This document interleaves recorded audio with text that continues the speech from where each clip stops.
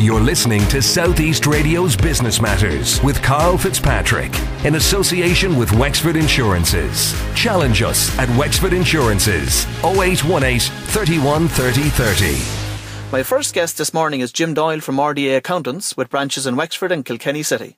Good morning, Jim. You might start by telling me a bit about your own background, please.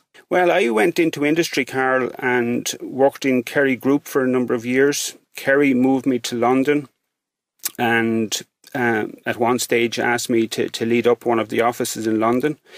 I left Kerry Group and went into the pharmaceutical sector as an accountant. And then at the age of 26, I left accountancy altogether and became a salesman and entered management training business for 10 years on a self-employed basis.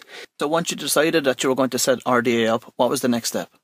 A childhood friend of mine, Paul Redmond, came to mind, and he had trained as an accountant as well, and we had gone to national school together. We had gone as boarders to secondary school together for 5 years, and we had gone to college together. So I called Paul. We met one day in the Ferrycarrig Hotel, and within half an hour we had decided that we were going to set up our own business. Redmond Doyle and Associates was the name of it at the start, and it was shortened afterwards to RDA Accountants. I hear from lots of business owners that their overdraft facilities are being reduced and in some cases taken away completely from banks. What advice would you give to business owners to avoid that from happening to them? Yes, Karl, that is a really serious issue for quite a number of businesses. And what we have done that's worked in the past for our clients is that we go straight away to meet the bank with our client to find out why the bank are looking to reduce the business's overdraft. And once we understand where they're coming from, and once we communicate with the bank how important this overdraft is for the business and the fact that it can't be removed quickly, we then go away, we put together a proposal for the bank and for the client's business. We go back to the bank and we, in most cases, are able to show the bank how we can reduce the overdraft in a phased way, probably over a 6 to a 12-month period, and in such a way that the business can cope with it, and also in such a way that the banks are happy. Now, part of that plan always has to involve the business owner making certain changes in terms of how they manage their business, and because they have to make changes perhaps to do with credit control, perhaps to do with pricing policy in terms of how they charge for their work or charge for their products, or how they pay their suppliers, or negotiating with suppliers for better rates or better deals. It might involve reducing costs, but it quite often will involve a fairly fundamental shift in the client's business to be able to achieve that. And in itself, that is a positive thing for the client. And if any business can get to a position where they can operate without an overdraft and without depending on a bank, well, to me, that's a really good move, because overdrafts are expensive.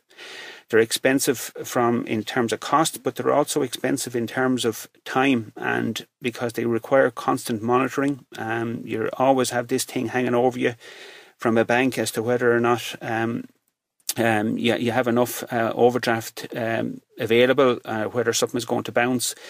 So by taking that energy away from that area and using it to manage your business better and to grow your business and to develop plans for how your business is going to work, I find it can be a very positive thing. Jim, another area of serious concern for business people out there today is the revenue commissioners, and rightly so with the powers that they have. I see there the last results were published for revenue audits that were carried out over the last number of months on the paper recently. And one observation I made from looking down through the list itself was the amount of even numbers in terms of the collection amounts from individual companies across the country. Now, I can only surmise from that if it was an even number collected, it must have been a deal that was done between the revenue and the client in relation to it. What's your opinion on that? Karl, you're very observant. Yes, you know, you're not the first person that will have picked up on that. Now, before I even comment on that, let me just say that I spend all of my time working with business owners. And from my point of view, business owners provide most of the employment in this country. They carry a huge amount of responsibility in that regard and regulation in that regard. They, in a lot of cases, don't get very well rewarded for the work that they do in terms of the salaries that they take home and the rewards they take home. And then they collect most of the taxes for revenue and for the government, VAT and PAYE and PRSI. So they're a collection agent. And after all of that, they then can, at any stage, be the subject of a revenue audit, which is, I can tell you, a very, very frightening experience and can be a very, very expensive experience. So you're right, revenue have significant powers. Yes, there are even numbers in the list. I saw the list that you're referring to, and it's not possible really to have an even number because when an amount of tax is decided as being owed to revenue, a base level of tax, well then there's interest and penalties that have to be added to that, and it's very, very unlikely that it would come out as an even number. So that signifies that yes, it's negotiations take place and that figures are agreed upon as part of a revenue audit process. So the next question is, well, how come some of them end up with even numbers, and what happened to the guys that didn't end up with the even numbers? Why didn't they negotiate? So, Jim, what would you put the difference down to between those that have the even numbers on the list and those with the odd numbers? I have been involved in many revenue audits over the years, and every revenue audit has its own story in terms of what happens during it. And in any case that I have ever been involved in, I have always challenged revenue's findings. I've always done my own research to be able to produce a different set of numbers in terms of liability compared to what revenue come up with. And when you do that, and when you take on a revenue audit on that basis, that automatically means that you're going to get into some sort of a negotiation situation before you can actually agree what the final outcome is going to be. And in my experience, that is part of a revenue audit. So the result of that and the bottom line to that, it means that in cases where you actually take on do the preparation work, do the analysis work, do the forensic accounting work that you actually have to do to be able to go against and counteract what revenue's findings are, well then you can disagree and negotiate with revenue. That's the difference. For those business people that wouldn't have gone through a revenue audit in the past, what's the process? Revenue will notify you, and they'll give you time. They'll allow you. They'll give you time when they want to come out and see you. They'll give you time to make a voluntary disclosure, to which will give you, reduce any penalties or interest that you might incur. They'll want to come out to your premises. They'll want access to all the information. They'll want to interview the owners of the business, the directors of the company, if there's a company. And they'll want access to information so that they can determine if in their view there's anything missing. So on a simple level, that's what happens. But in practice, what happens in a lot of cases is that revenue audits can go on, sometimes for years.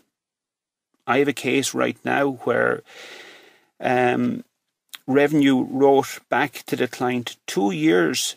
There was a 2-year gap between the revenue coming back looking for further information on a particular case, for example. And these are some of the things that revenue do, and and you have to manage revenue. You have to manage a revenue audit. You have to manage the whole process. You have to. My strong advice to a business owner is that if you're in a revenue audit situation, that you better have somebody standing beside you, shoulder to shoulder, that knows what they're doing. How do the revenue decide on who they're going to focus their audits on? Is it any way done through it, let's say, on a sector-specific basis? Is there a computer system that's generating businesses, based on the fact that they've been late in terms of returns? How is it done? Yeah, they tell us these days that the main system that they use is a computer profiling package that takes a lot of information. Don't forget that most information these days going to revenue is submitted to revenue online. So all of the information that's submitted to revenue online through computer systems is directly entering their computer system, and that allows revenue to be able to compare different businesses in the same sector, benchmark them against each other, pick up inconsistencies that might be showing up from one year to the next for the same client. And from that, it does throw out some suggested revenue audit targets for revenue. So, Jim, what's your advice to business people out there today when they receive a letter from the revenue notifying them of an audit? Well, Carla, obviously I would advise business people to go to their accountant first of all, and to meet with their accountant and to actually discuss how exactly they're going to handle this particular audit. Talk to your accountant about if there's any potential liabilities, and consider whether or not you should make a voluntary disclosure. As well as that, you need to decide exactly who's going to be at the meeting with revenue, and who's going to lead the meeting with revenue, and who's going to do what.